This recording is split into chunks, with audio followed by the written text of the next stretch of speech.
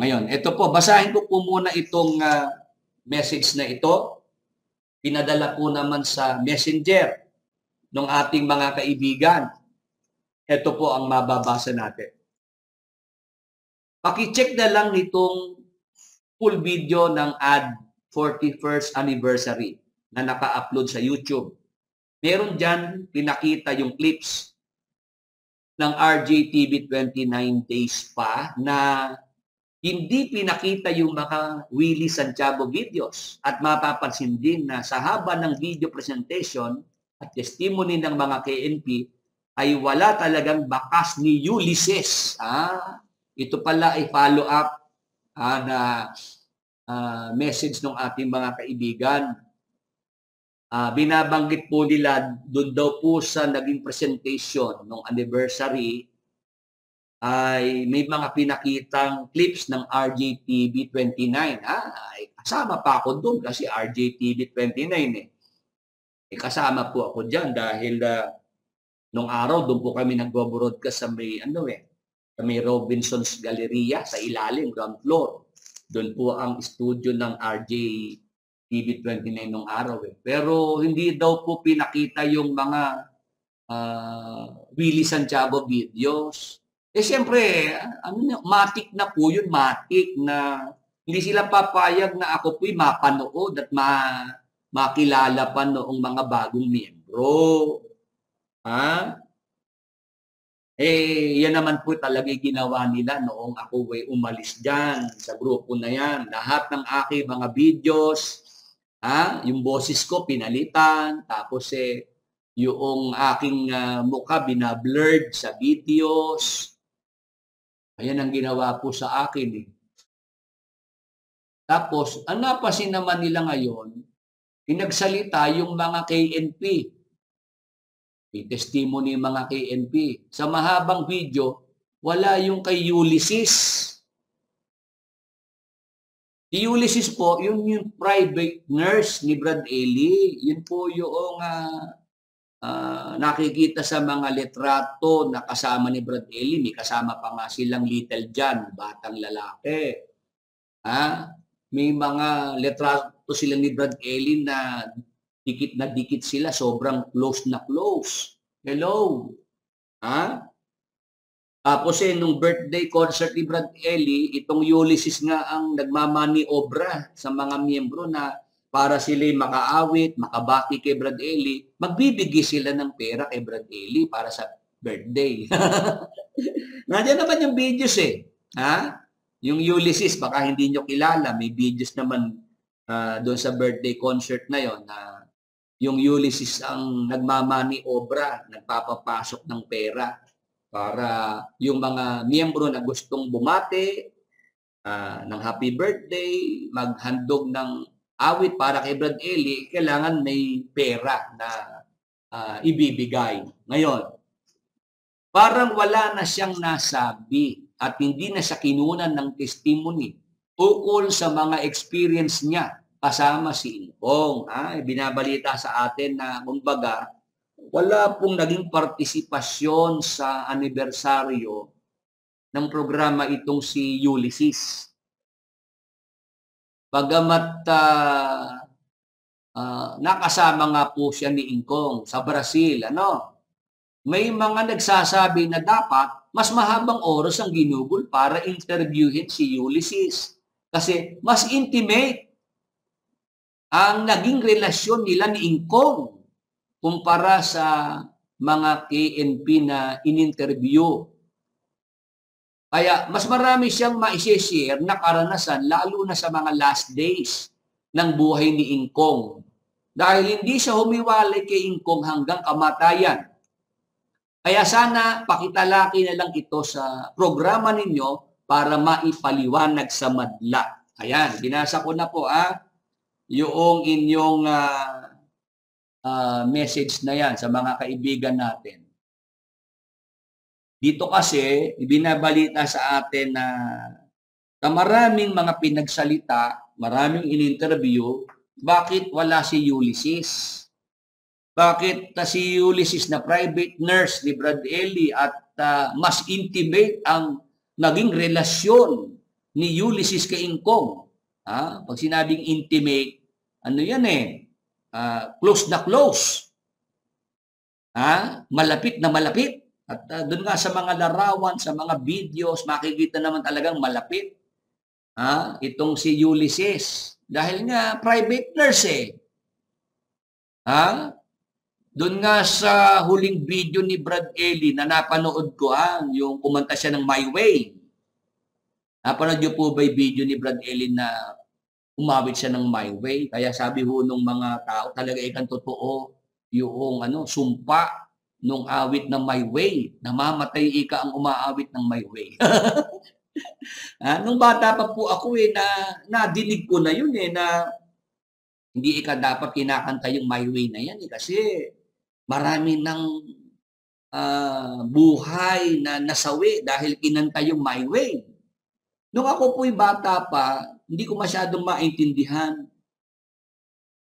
O ngayon, noong ako po ay nagkaedad na, doon ko po naintindihan yung sinasabi na parang may sumpa dyan sa awit na My Way. Kasi pala, yung mga kumakanta ng My Way, lalo pag mga lasing na, at hindi nagustuhan yung pagkakakanta ng My Way o kaya nagkaagawa sa mikropono, nung araw talagang yun nga sinasabi sa balita na talaga nagkakapatayan. Kaya pala yung My Way na yung sinasabing may sumpa dahil may mga namamatay talaga. O ngayon, dahil nga si Brad Ellie kinanta yung My Way, muli pong napag-usapan yun na talaga may sumpa yung kantang My Way. Napanood ko yung video na yun ni Brad Ellie si Ulysses ang nun ang nag-upload. Kasi may sariling channel sa YouTube itong si Yuli at yung mga unheard truth. Alam ko si Yuli din ang may control O ngayon, ang sinasabi po sa atin ng mga kaibigan natin, ba't parang naagrabyado si Ulysses dyan sa anniversary celebration? Bakit siya na dapat na in-interview? Kasi siya nga ang private nurse ni Brad Ellie. Siya ang kasama doon sa mansyon. At yung mga huling sandali ng buhay ni Brad Ellie, siya kasama. Bakit hindi man lang tinanong si Ulysses, hindi man lang siya pinagsalita? Alam po ninyo, ang makakasagot po niyan, yung pamangkin ni Brad Ellie, yung bagong leader. Wala po ako sa posisyon para makapagbigay po ako ng ng sagot diyan Ang nakikita ko lang it is possible na may nangyayari pong gap, meron pong hindi pagkakaunawaan sa pagitan po ng bagong leader at kay Ulysses. Kasi napansin ko po yan noong last February, kamamatay-matay lang ni Brad Ellie. Itong bagong leader panay po ang niya, yung online meeting niya sa mga miyembro. Nagpapa-meeting siya online sa mga miyembro. Napansin ko po, sinabayan ng Ulysses yung pa-meeting online nitong bagong leader. Sinabayan ni Ulysses ng kanta-kanta. Parang nag-concert itong si Ulysses. Kanta siya ng kanta. May mga miyembro nanonood kay Ulysses. Marami siguro. Nag-iintay yung mga miyembro kung may sasabihin si Ulysses patungkol sa naging kamatayan ni Brad Ellie. Tapos, nauna itong Ulysses Tapos noong mag-live na rin yung bagong leader. Sabi ng mga miyembro, ba't tayo narito? Dapat lipat na tayo kay Kuya. Baka tayo rito. Baka may masabi sa atin. Kaya yung mga kay Ulysses, naglipatan na roon sa Facebook Live naman ng Kuya. Doon nakakita agad ako ng merong kako yatang hindi pagkakaintindihan itong mga ito dahil sinabayan yung may pa-meeting itong bagong leader Itong Ulysses naman nag-concert naman. Kumbaga nahati yung yung mga miyembro, may nandito kay Ulysses. Ngayon, may mga nagpuntahan doon sa Facebook Live ni Ulysses, sinabihan yung mga kapatid, start na po si Kuya, lipat na po tayo, baka ho tayo may masabi sa atin dito pagka hindi ho tayo lilipat doon sa Facebook Live ni Kuya. Doon pa lang po, may naamoy na ako na problema. Mukha ka kung hindi nag-uusap itong dalawang ito at meron silang gap. Ito na nga po, lumipat na ang mga buwan o ilang buwan na po lumipas. 10 months na po dahil December na tayo bukas. January, February, 12 months o isang taon na si Brad Eli sa February. O eto na, meron pang lumabas na video si Jose na hindi man niya binabanggit yung pangalan, halatang itong Ulysses ang kanilang pinatutungkulan kasi binabanggit yung mga unheard. Sa'yo na lahat ng unheard truth. Sa'yo na lahat ng kaalaman, mga hiwaga. Wala ka naman pag-ibig. Nako, ganun po nila ngayon imarka itong Ulysses. Wala daw pag-ibig. Sabi ko, si Ulysses nga ang nag-alaga kay Brad Eli. Private nurse. Tapos ngayong wala na si Brad Eli, sasabihan niyo si Ulysses, walang pag-ibig. Hello? Ba't nagkaganon ka ako? Wala pang isang taon si Brad Eli, yung dati niyang private nurse na sinasabi naman ni Brad Eli na yun ay malapit sa kanya. Bakit nang mawala si Brad Eli, inaaway niyo na si Ulysses? Ba't nung buhay si Brad Eli, hindi niyo magawa yan kay Ulysses? Kasi nangyari din po sa akin yun noong si Brad Eli mag-abroad. Yung mga galit sa akin, doon ho naglitawad yung mga may saloobin sa akin. Noong nasa Pilipinas si Brad Eli, hindi sila makapagreklamo, hindi sila makapagsumbong, yung mga galit sa akin. Nung makapag-abroad si Brad Eli, doon sila gumawa ng kwento. Doon sila gumawa ng mga issue. Kaya nakita ko lang na ulit yung pangyayari kay Ulysses nawala si Brad Eli, eto na, may sinasabi na si Josel, may sinasabi na si Rodel. Pero noong buhay si Brad Eli, tahimik sila at sila'y rin kay Ulysses, nakikisama nung mga panahon na yon. Pag meron silang mga ipapasabi kay Brad Eli, dumadaan kay Ulysses.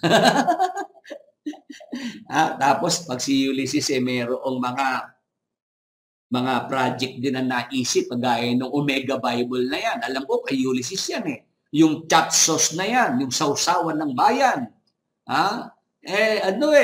Obligado yung mga MIC, yung mga KNP na sundin yung mga mga gustong mangyari ni Ulysses kasi si Brad Eli ang backer niya. O ngayong nawala na si Brad Eli, parang etchapwera na ang nangyayari kay Ulysses. O ngayon, ulitin ko lang po yung sinabi ko, ang makakapagbigay po talaga ng malinaw na sagot, yung inyong bagong leader. Kaya lang ayaw magpatanong Siguro kaya yan umiiwas matanong dahil alam nitong bagong leader na ang itatanong sa kanya Kuya, ba't naman ho si Brad Yuli ay hindi niyo man lang pinagsalita sa nakaraang anniversary? Hindi po ba si Brad Eli nga yung kinekwento natin, paano siya nag-umpisa? Hindi ba dapat si Ulysses matanong din kasi si Yuli ang kasama ni Brad Eli bago siya pumanaw. Tama po ba? Baka may masabi si Ulysses na huling habilin ni Brad Eli. Tama po ba? Kasi siguro nung mga ilang araw na yun bago siya pumanaw, meron siyang nararamdaman na katawan na baka naman nagbilin. Baka naman may naibilin si Brad Eli kay Ulysses. O baka naman may pasabi na pakisabi mo rito sa aking pamangkin na ituloy niya yung Bible exposition pag wala na ako. Kaya ayaw niyang kausapin si Ulysses. Baka kasi pag nagkausap sila, yun ang sabihin, Kuya, ang bilin ni Brad Eli, wag lang puro abulo yung atupagin mong kolektahin. Kuya, mag-Bible exposition ka rin kasi hinog na hinog ka na eh. Siguro ayaw nitong kausapin si Ulysses. Kasi baka may masabi si Ulysses. Si Roland nga nung siya isusubo na sa mga unheard truth si Roland agad sinaway kasi kuya naniniwala kami ibibigay ng Diyos yung karunungan para maituloy mo yung unheard truth kaya nga si Brad Eli pinapagpahinga na ng Diyos para wag na niyang maituloy yung unheard truth Nang marinig ko yan sabi ko ang dami namang idadahilan para wag lang maituloy yung unheard truth kailangan si Brad Eli talagang matapos. Hello? Talaga ako umiiwas itong bagong leader na ito. Meron sigurong mga alam si Ulysses, mga nasabi ni Brad Eli na ayaw na pong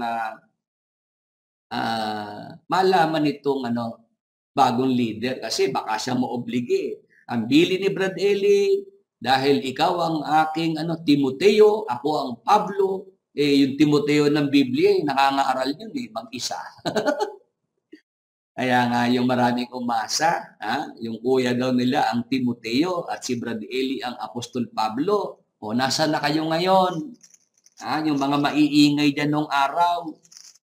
Kung papaanong si Apostol Pablo ay mayroong Timoteo, ang kapatid na Eli, mayroon namang assistant na kuya. Asa na kayo ngayon, kung i-promote nila, hinog na si kuya. Hinog na hinog. Sabi ko, hinog na hinog. Ang kasunod ka ako ng hinog na hinog, pagkabulok. Ngayon kailangan magpatunay, ayaw. Ka-frequency ni Brad Eli, hindi kayang mag-Bible exposition. Ka-frequency ni Brad Eli, hindi kayang makipag-consultation sa mga miyembro. Ayaw magpatanong sa mga miyembro. Hindi pa ba kayo nakakahalata? Baka pa nga ang hinanakit ni Soriano kay Daniel na sabi kay Yuli. Posible, kasi nga, hindi ba napansin naman natin na noong mamatay si Brad Eli, yung bang kuya pumunta pa sa Brazil. Yan ba'y nag-abala, nagplano man lang na lumipad papuntang Brazil? Hindi na nga niya sinilip Hello, hindi ba kayo doon, napag-isip? Ano ang nangyari at itong pamangkin, na dati kahit nabalian ng braso ay lilipad ng Brazil. Makikipagkita sa tsuhin niya kahit yan po ay na-aksidente. Meron nang nakitang picture niya nakatali yung kanyang braso. Bakit noong si Brad Eli pumanaw, hindi man lang po yan pumunta ng Brazil, lumipad ng Brazil?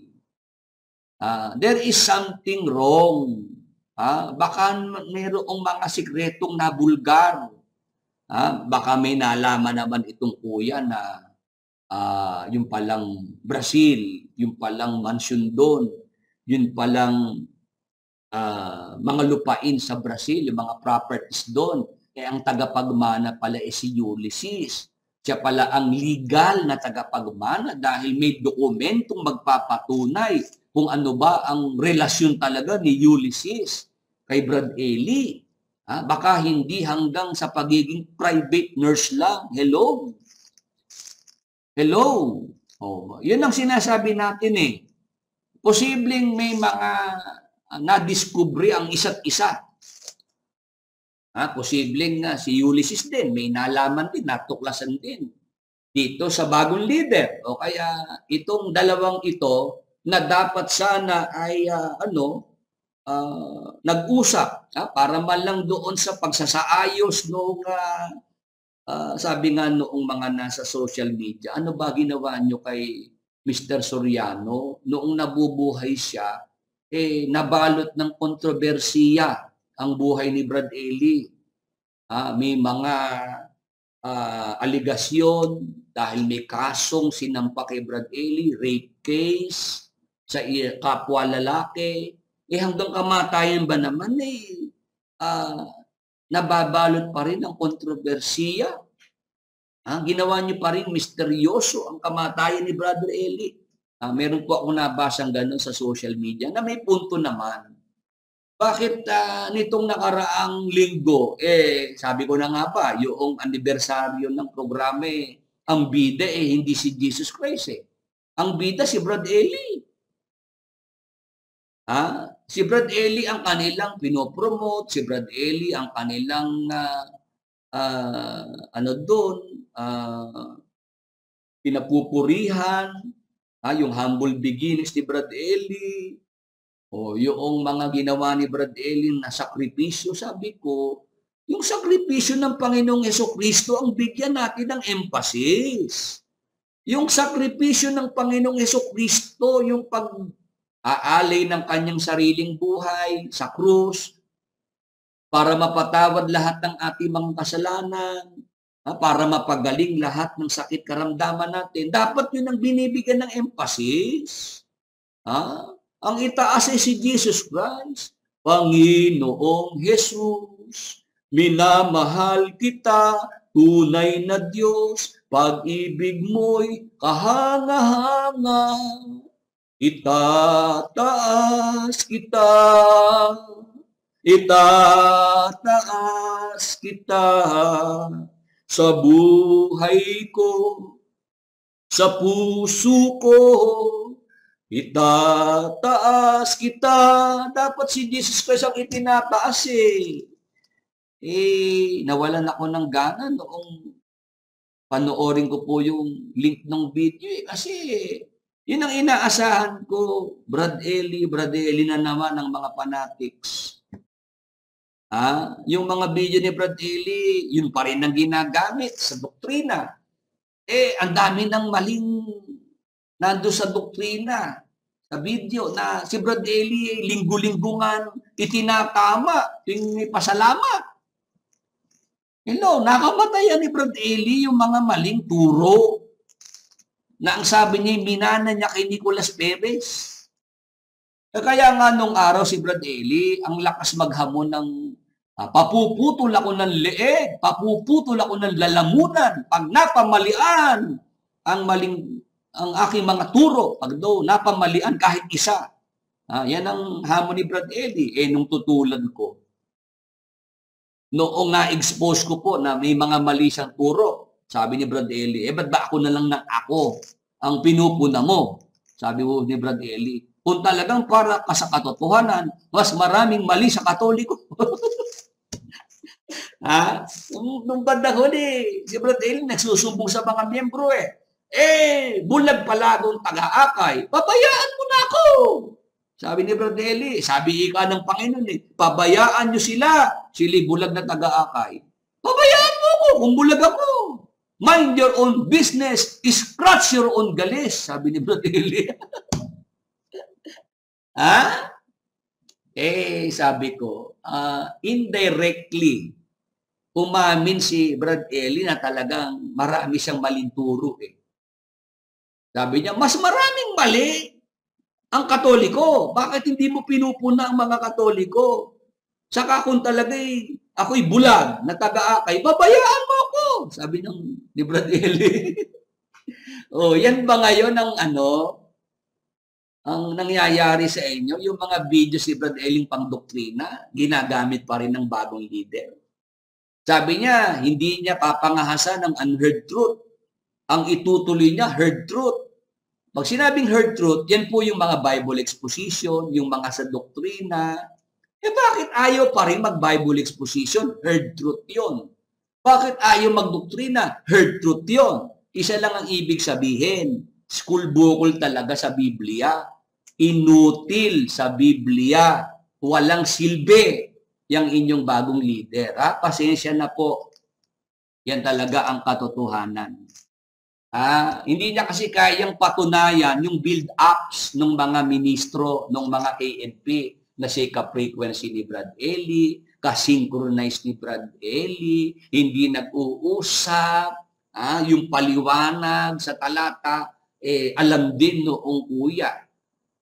Ganyan nila pinromote. Ngayon, nung hinahanapan na ng mga miyembro, lalo ni Roland, itutuloy po ni Kuya ang unheard truth dahil ibibigay ng Diyos ang karunungan kay Kuya. Agad gumib up agad umatras. Kaya yung mga fanatics, sana obserbahan ninyo ang inyong bagong leader. Pagka sa abuloy, hindi na kailangan humingi ng order kay Brad Eli. Ang dinadahilan niya nung araw, kaya ayaw niya mag-Bible exposition, ayaw niyang mangahas. At walang order sa kanya si Brad Eli. Ito na panahon para ikaw ay magpatunay. Ikaw na ang bagong leader dyan . Huwag lang abuloy ang iyong pinupunteriya. Huwag lang sa abuloy ka interesado. Dapat ang mga miyembro matanong ka rin. Tungkol sa mga problema nila sa pananampalataya, matanong ka rin ng mga miyembro. Kagaya noong nakasanayan ng maraming miyembro nung nabubuhay pa si Brother Eli.